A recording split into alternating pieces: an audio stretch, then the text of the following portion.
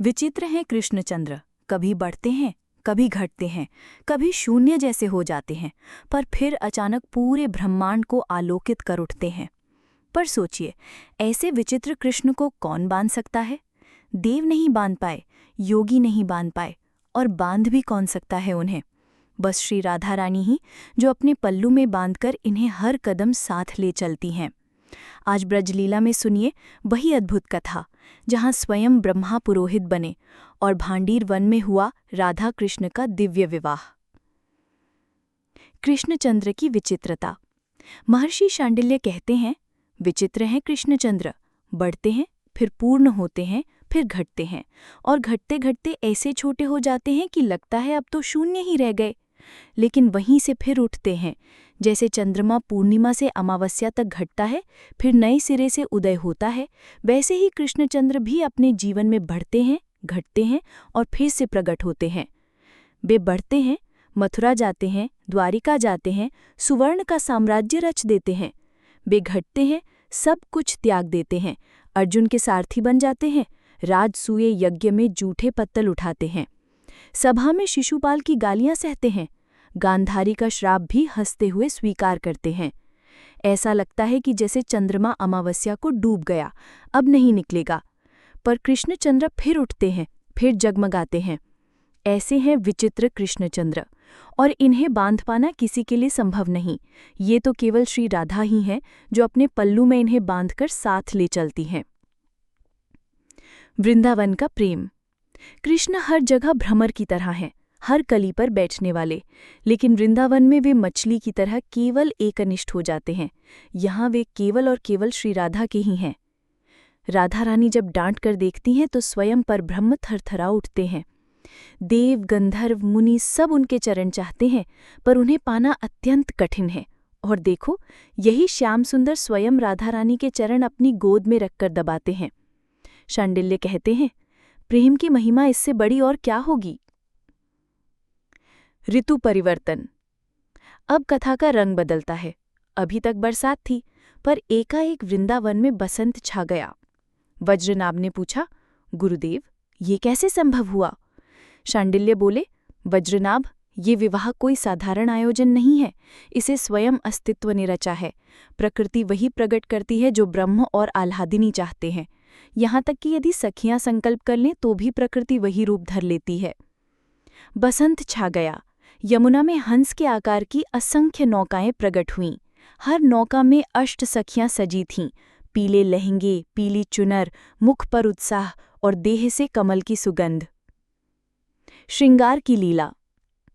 सामरी सखियां श्याम सुंदर को ले गईं अपनी नाव में, गौरवर्णी सखियां श्री राधा रानी को ले गईं। श्याम सुंदर को सुवर्ण पाटे पर बिठाया गया। सखियां उनके अंगों पर उपटन लगा रही थीं। श्याम सुंदर की अधीरता बढ़ रही थी। मेरी प्यारी कहाँ है? मेरा मन अब नहीं टिक रहा, मुझे राधा रानी को देखना है। सखियां मुस्कुराईं, अभी मिलना होगा लाल, जरा धैर्य रखो। फिर केसर और गुलाब जल से स्नान कराया गया। पीली धोती और रेशमी बगलबंदी पहनाई गई। केशों में सुगंधित तेल लगाया गया। माथे पर तिलक और मोतियों से सजित अक्षत, छोटा सा सहरा बांधा गया। पान खिलाया गया।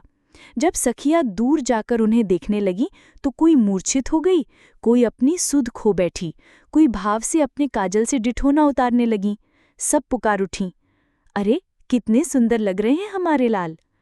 श्याम सुंदर हाथ जोड़ बोले, अब तो हमारी प्रिया दिखा दो। श्री राधा रानी का आगमन।